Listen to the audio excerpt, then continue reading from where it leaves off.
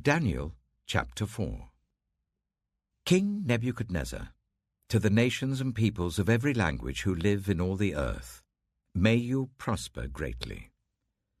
It is my pleasure to tell you about the miraculous signs and wonders that the Most High God has performed for me. How great are his signs, how mighty his wonders! His kingdom is an eternal kingdom. His dominion endures from generation to generation. I, Nebuchadnezzar, was at home in my palace, contented and prosperous. I had a dream that made me afraid. As I was lying in bed, the images and visions that passed through my mind terrified me. So I commanded that all the wise men of Babylon be brought before me to interpret the dream for me. When the magicians, enchanters, astrologers, and diviners came, I told them the dream, but they could not interpret it for me.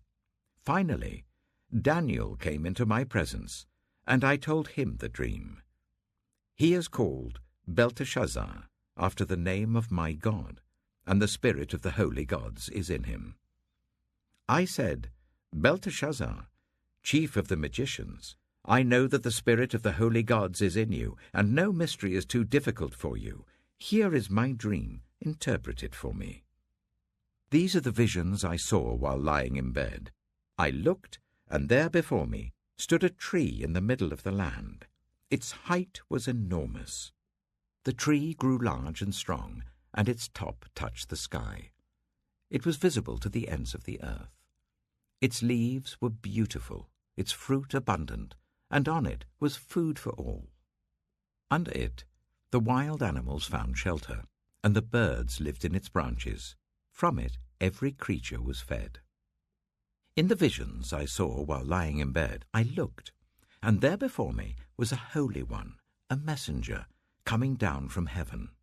He called in a loud voice, "Cut down the tree, and trim off its branches. Strip off its leaves and scatter its fruit. Let the animals flee from under it, and the birds from its branches. But let the stump and its roots, bound with iron and bronze, remain in the ground, in the grass of the field. Let him be drenched with the dew of heaven, and let him live with the animals among the plants of the earth. Let his mind be changed from that of a man, and let him be given the mind of an animal, till 7 times pass by for him." The decision is announced by messengers.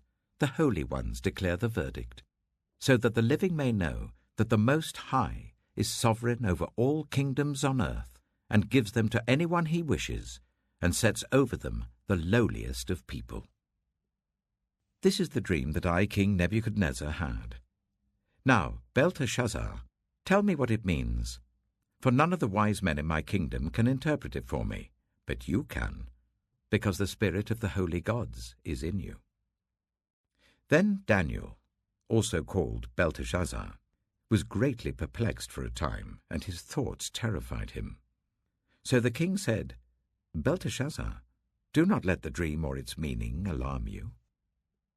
Belteshazzar answered, "My lord, if only the dream applied to your enemies and its meaning to your adversaries.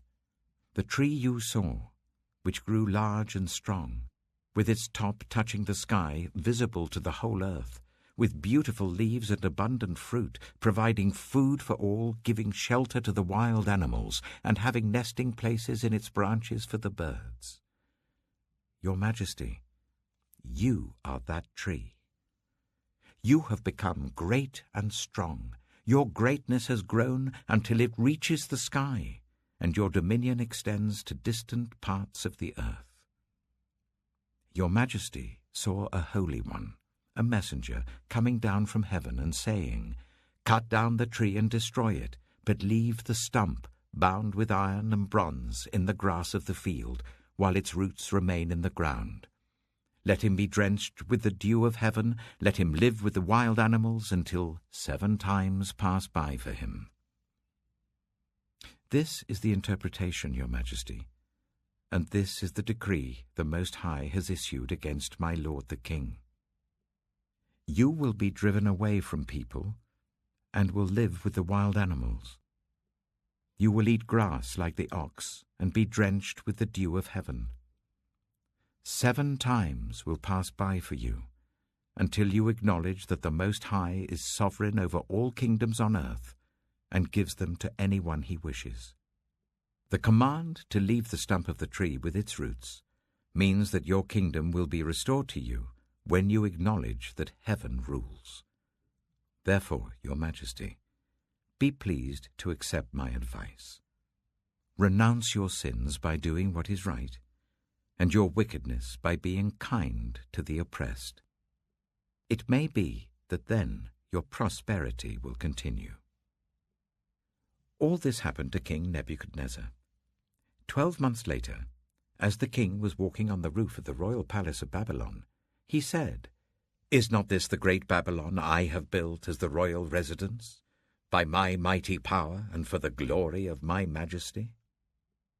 Even as the words were on his lips, a voice came from heaven. "This is what is decreed for you, King Nebuchadnezzar. Your royal authority has been taken from you. You will be driven away from people and will live with the wild animals. You will eat grass like the ox. 7 times will pass by for you until you acknowledge that the Most High is sovereign over all kingdoms on earth and gives them to anyone he wishes." Immediately what had been said about Nebuchadnezzar was fulfilled.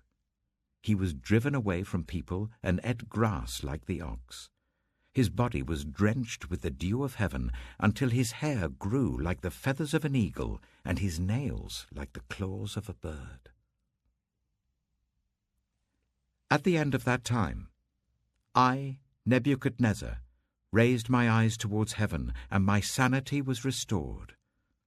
Then I praised the Most High. I honored and glorified him who lives forever.